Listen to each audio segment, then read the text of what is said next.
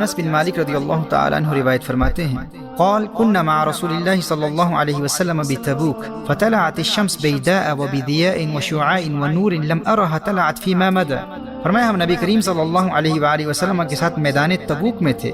سورج ایسا صاف شفاف اور ایسی روشنی اور نور اور شعاعوں کے ساتھ نکلا کہ اس سے قبل ہم نے سورج کو نکلتے ہوئے کبھی اس قدر صاف شفاف اور روشن اور منور نہیں دیکھا تھا. حضرت جبریل امین نبی کریم صلی اللہ علیہ وسلم کی بارگاہ میں حاضر ہوئے تو نبی کریم صلی اللہ علیہ وسلم نے ارشاد فرمایا آج سورج کی اس تیز روشنی اور نور میں اضافے اور چمکیلی شعاعوں کی وجہ کیا ہے؟ حضرت جبریل امین عرض کرتے ہیں یا رسول اللہ صلی اللہ علیہ وسلم آج مدینہ منورہ میں حضرت معاویہ بن معاویہ اللیثی المزنی کا انتقال ہو گیا ہے اور ان کے جنازے کی نماز کے لیے اللہ جل وعلا نے 70,000 فرشتے آسمان سے بھیجے ہیں. نبی کریم صلی اللہ علیہ وآلہ وسلم نے ارشاد فرمایا کس عمل کے باعث؟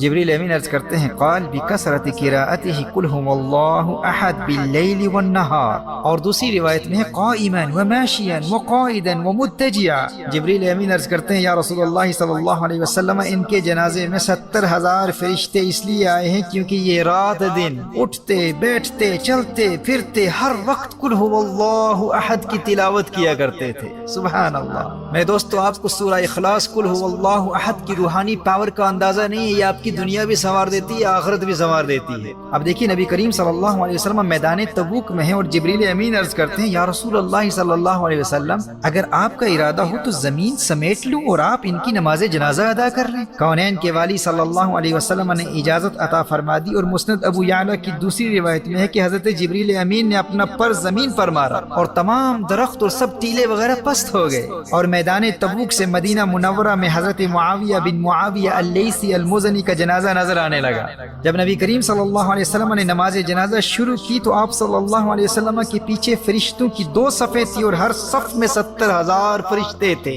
محترم احبہ سورہ اخلاص کی تلاوت کی کثرت کیا کرو. یہ انتہائی مختصر سورت ہے. آپ سب کو زبانی یاد ہے لیکن آپ کو اس کی برکات اور روحانی قوت کا اندازہ نہیں ہے. آپ نے دیکھا کہ اس سورت کی کثرت سے تلاوت کرنے والے کو مقام کیا ملتا ہے. 70,000 فرشتے اس کے جنازے پر آتے ہیں اور اس کے جنازے کے لیے زمین سمیٹ لی جاتی ہے. اور سورہ اخلاص سے محبت کرنے والے کا جنازہ خود نبی کریم صلی اللہ علیہ وآلہ وسلم ادا کر رہے ہیں. صحیح بخاری اور صحیح مسلم کی ایک حدیث مفہوماً پیش کرتا ہوں. نبی کریم صلی اللہ علیہ وآلہ وسلم کو ایک صحابی کے متعلق اطلاع دی گئی جو سورہ اخلاص کثرت سے پڑھتے تھے. فرمایا اس سے پوچھو ایسا کیوں کرتے ہو؟ صحابی عرض کرتے ہیں کیونکہ یہ سورت اللہ کی صفات کا بیان ہے اور مجھے اس لیے اس کی تلاوت سے پیار ہے. نبی کریم صلی اللہ علیہ وآلہ وسلم نے ارشاد فرمایا اسے بتا دو تجھے اللہ کی صفات کی وجہ سے اس سورت کی تلاوت سے محبت ہے. تیری اس سورت سے محبت کی وجہ سے تیرے اللہ کو تجھ سے محبت ہے. سبحان اللہ. دوستو اگر اللہ کی محبت کے طلبگار ہو تو سورہ اخلاص سے پیار کر لو.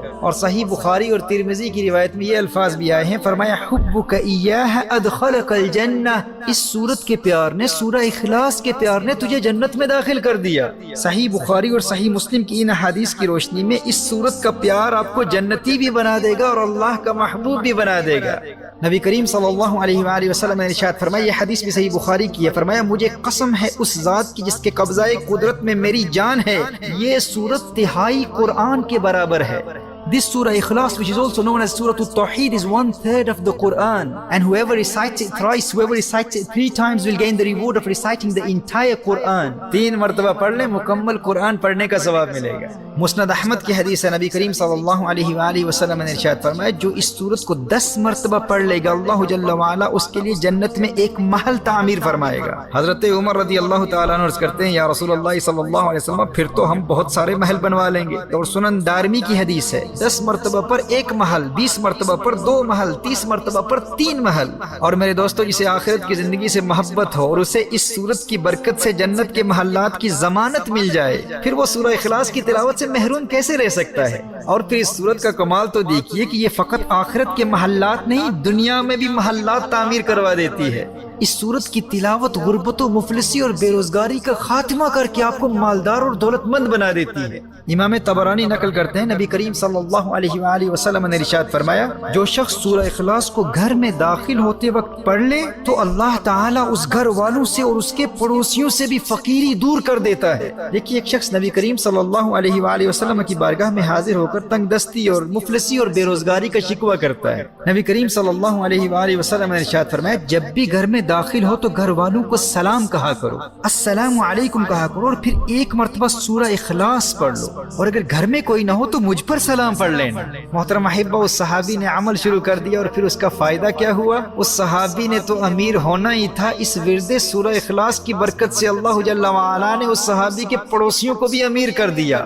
غور کیجئے گا، جاہل عاملوں کے خود ساختہ من گھڑت وظیفوں اور عملیات میں دین اور دنیا کو برباد کرنے والوں، ذرا اللہ کا قرآن پڑھ کر تو دیکھو۔ جب بھی گھر میں داخل ہو گھر والوں کو سلام کرو، سلام کے بعد صرف ایک مرتبہ سورہ اخلاص پڑھنے کی عادت بنا لو، اور پھر دیکھو اس محمدی وظیفے کی برکت اللہ جل وعلا تمہیں دنیا اور آخرت کی دولت سے کیسے نوازتا ہے۔ ترمذی کی حدیث میں ہے کہ جو شخص سونے کے لیے جائے اور داہنی کروٹ لیٹ کر 100 مرتبہ سورہ اخلاص پڑھ لے تو قیامت کے دن اللہ جل وعلا ارشاد فرمائے گا، اے میرے بندے اپنی داہنی طرف سے اپنی دائیں جانب سے جنت میں داخل ہو جا۔